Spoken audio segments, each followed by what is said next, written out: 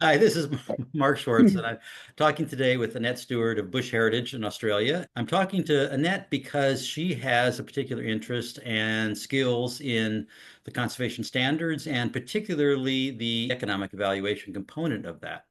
And we're talking about a paper called A Data for Decisions Management System to Facilitate Cost Efficiency in Conservation Interventions. The purpose of this paper, it seems, Annette, is to develop a system for tracking economic costs of interventions. And what they do is they outline their idea for how to do this, and then they apply it to the red spiny lobster fishery in the Galapagos.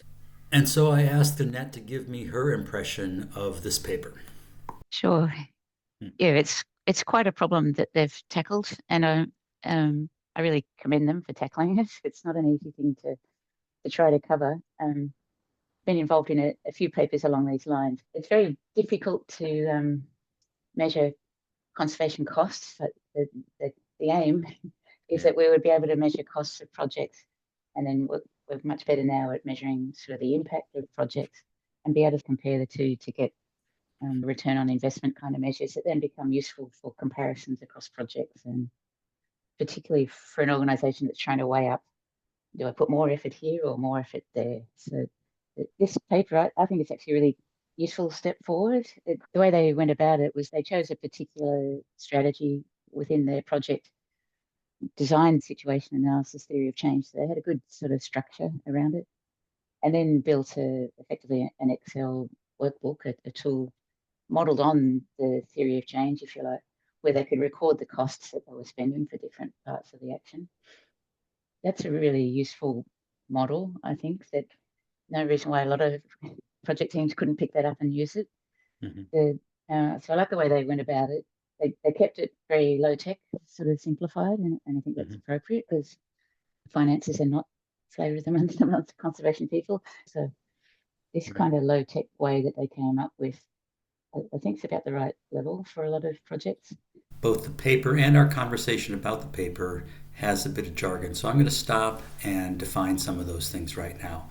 We talk about the conservation standards or the open standards for the practice of conservation.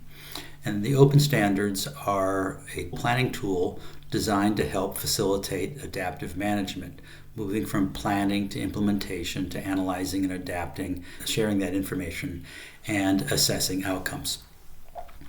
The front end of the open standards is very well implemented and hinges on something we call a situation analysis that tries to specify a series of if then hypothesis statements about how actions might lead to overcoming barriers to achieving conservation goals and objectives. The back end of this tool for adaptive management has to do with analyzing and assessing. And here is where we might do cost accounting for actions taken. The paper we're talking about today tries to do this in a simplified fashion.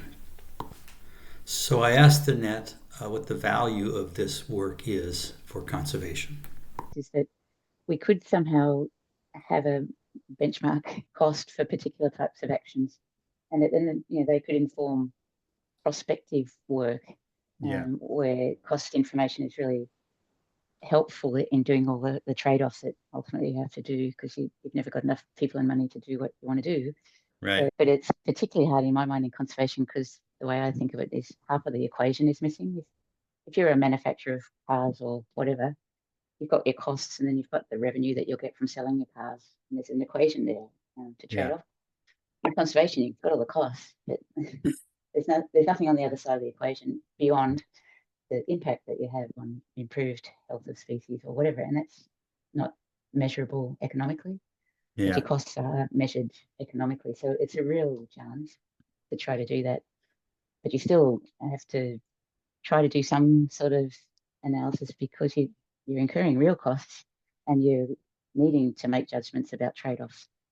We went on to talk about a variety of things, but eventually Annette hit onto what I think is the crux of the issue, and that this is often about attitudes and behaviors and how we behave as conservation practitioners. Yeah. So there's sort of behavioural issues that have to change that behaviour about setting expectations that, well, you should be able to track your costs. You should be able to budget for what you think it's going to be and then measure what you actually did. But that expectation's just generally not out there in the conservation space. Right. All right. Well, that was a great conversation, Annette. Thank Yeah. you for your time and your insights into this paper. That's been great.